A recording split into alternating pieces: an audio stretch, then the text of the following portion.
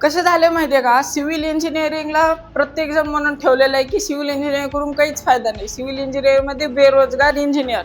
पण तसं काहीच नाहीये रिअलिटीमध्ये. सिव्हिल इंजिनिअरिंग हे खूप मोठी फील्ड आहे. प्रत्येक क्षेत्रामध्ये सिव्हिल इंजिनिअर हा साईडचा किंग असतो, कारण की सिव्हिल इंजिनिअर शिवाय काहीच चालू शकत नाही. आपला इन्फ्रास्ट्रक्चर डेव्हलप नाही होणार, बिल्डिंग डेव्हलप नाही होणार, व्हर्टिकल प्रमोशन नाही होणार, काहीच नाही होणार. कारण की पहिलं कसं होतं माहितीये का, घर बांधायचे ना, चला दिलं ठेकेदाराला काम, हा बांध घर.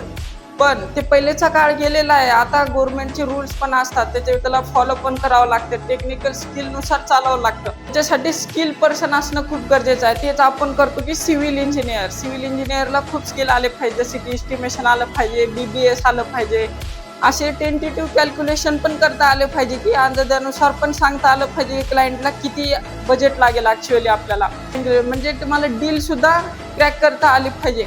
असे बरेचसे आणखीन स्किल आहेत की आपल्या सिव्हिल इंजिनिअरिंगला आले पाहिजे. सिव्हिल इंजिनियर हा कधीच आपला बेरोजगार राहत नाही. म्हणून सिव्हिल इंजिनिअरिंग कधी पण खूप टॉपचा विषय आहे.